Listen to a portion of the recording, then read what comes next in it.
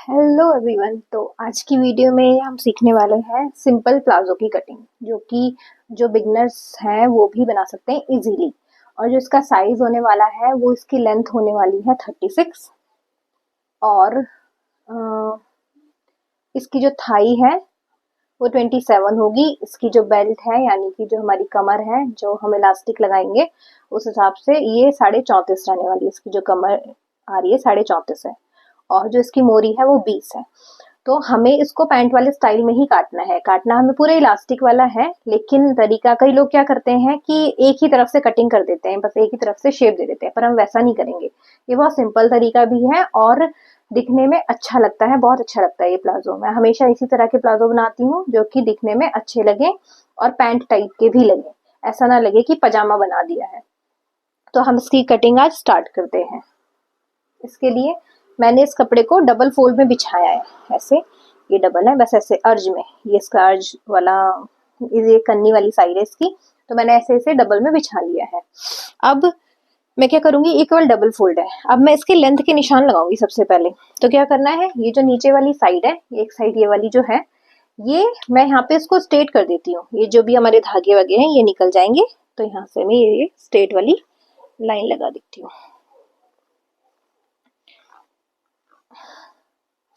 अब मैं यहाँ से 3 इंच का, जितना भी हमें फोल्ड करना है, नॉर्मली हम 2, 2.5, 3 कितने इंच का भी फोल्ड कर सकते हैं, तो मैं नॉर्मली 3 इंच का फोल्ड रखती हूँ। इसके लिए 3 इंच का निशान लगाऊंगी।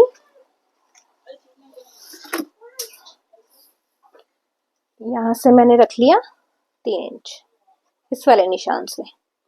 तो हम दोनों तरफ ये ऐसे निशान लगाएंगे और इसको सीधा करेंगे।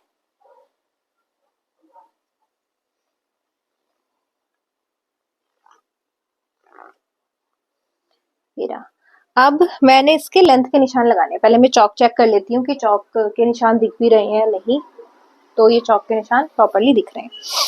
अब यहाँ से मैं इसकी लेंथ लूंगी, जितनी भी हमारी लेंथ है, टोटल लेंथ, ना कोई ऐड ना कुछ, क्योंकि ऐड तो हमने यहाँ ऑलरेडी कर दिया है। अब यहीं से मैं इंच टेप रखते हुए ऊपर की तरफ निशान लगाऊंगी। जो इसकी लेंथ है वो है 36।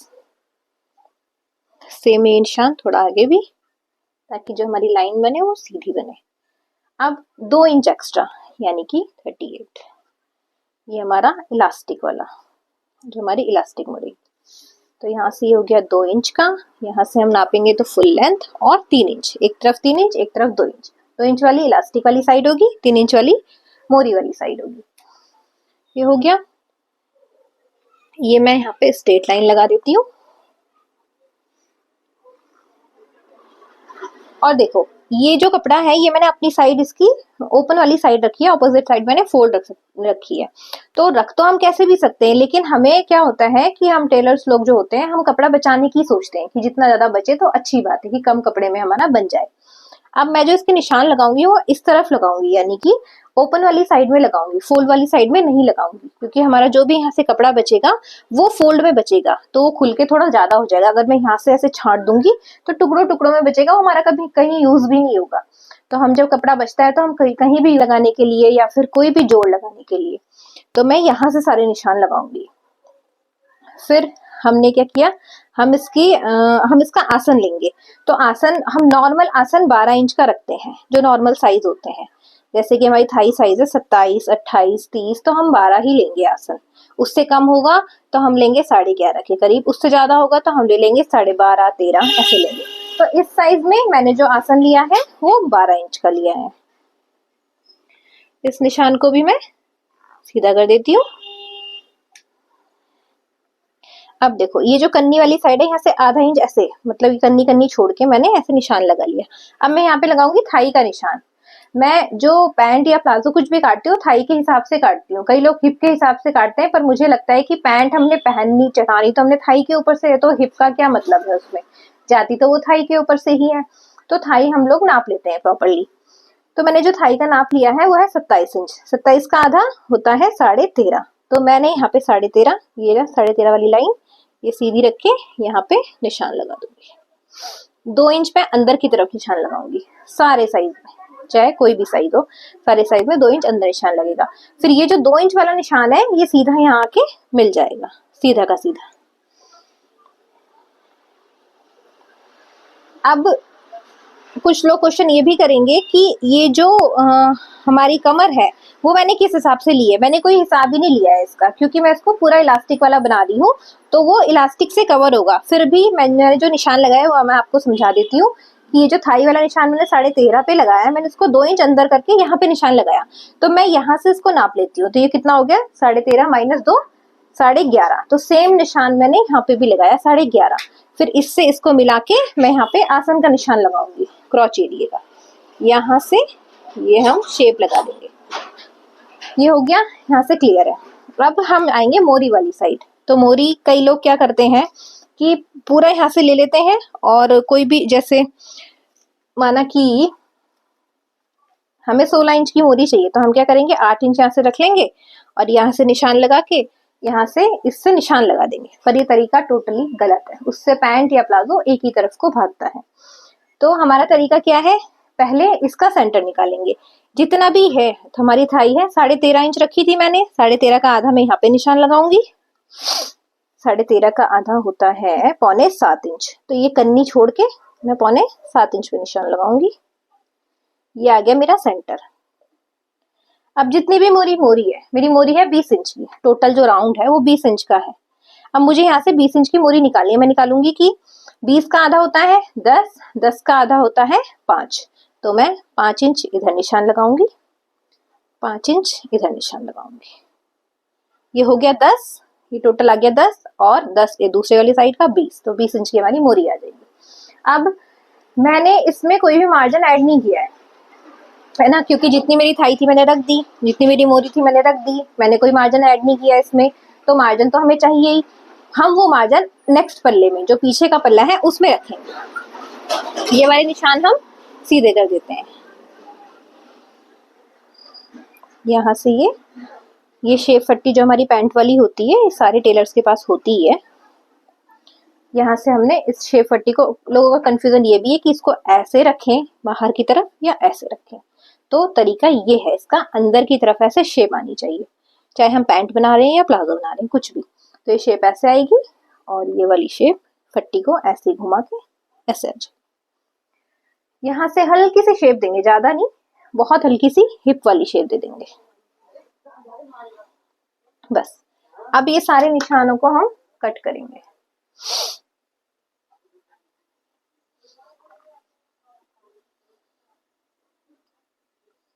यहाँ से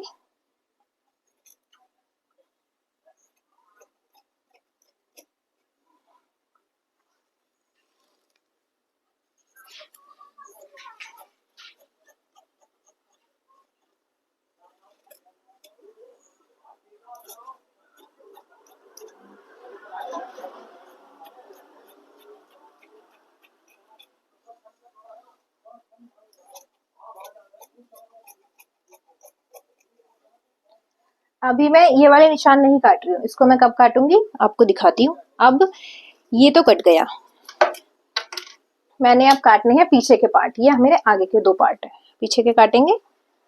और इसके लिए जो बचा हुआ कपड़ा है, ये पहले हम इसको फोल्ड कर देते हैं, और यहाँ से इसको पूरा बिछाएंगे और इसमें प्रेस करेंगे।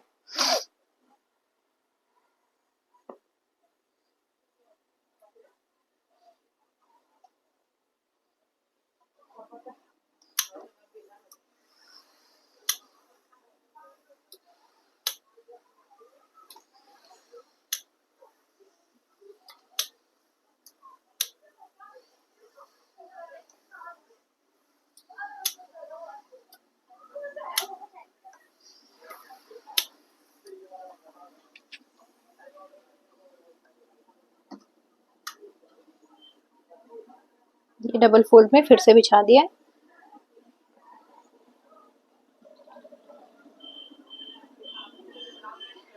अब ये जो हमने कट किया था फ्रंट वाले पार्ट, हम इसको इसके ऊपर बिछाएंगे इसी शेप में। अब ये कन्नी से कन्नी में, इसीलिए मैंने कन्नी नहीं काटी थी ताकि मुझे इसको बिछाने में दिक्कत ना हो।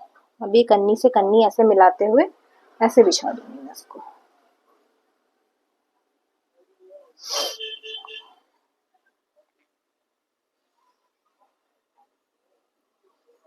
अब ये हमारे फिक्स कटे हुए थे, हमें अब हम सेम ऐसा नहीं काट सकते पीछे, क्योंकि हमें इसमें मार्जिन लेना है।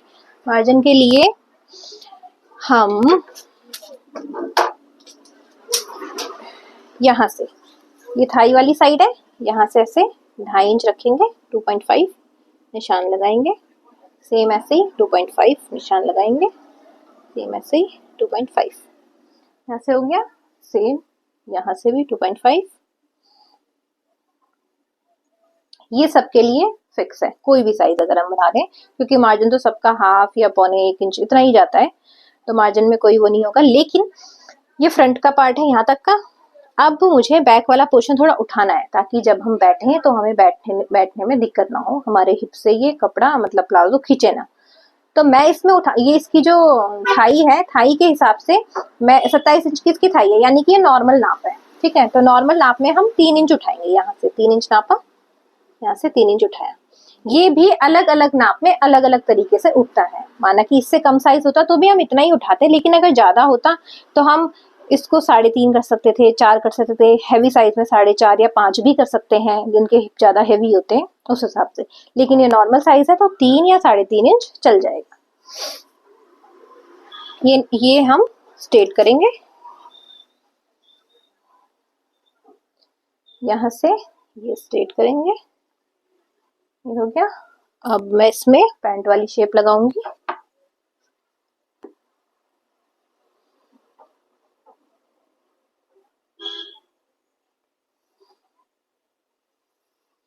ये निशान लग गए हैं, इसमें मैं आसन का शेप दे दूंगी। और ये वाला निशान, ये जो 3 इंच हमने उठाया है, ये ऐसे सीधा नहीं आएगा, फिर हम सिलेंगे कैसे, ये यहाँ पे आके मिलेगा। यहाँ पे आके इसको देखो मैं किस तरीके से शेप दे रही हूँ, हल्की सी शेप वाली साइड, और यहाँ से मिलाना है, ताकि हमको सिलाई करते हुए भी दिक्कत ना हो। ऐसे करके आ जाएगा ये।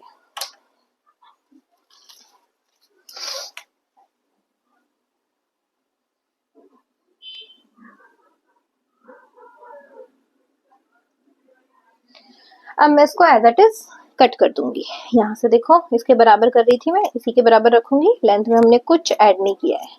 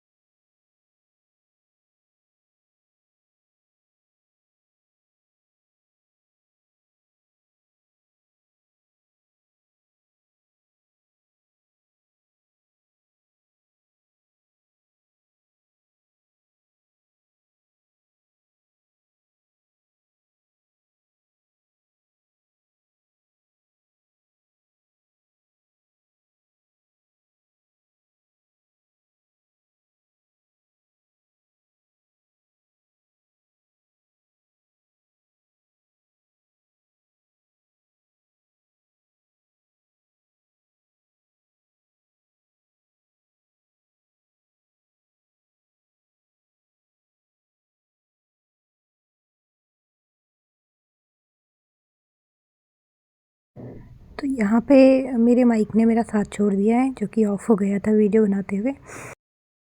आपको बता देती हूँ कि आगे मैंने क्या किया है। इस प्लाज़ो की पूरी कटिंग मैंने कर ली है। अब मैं इसकी पॉकेट कटिंग करूँगी।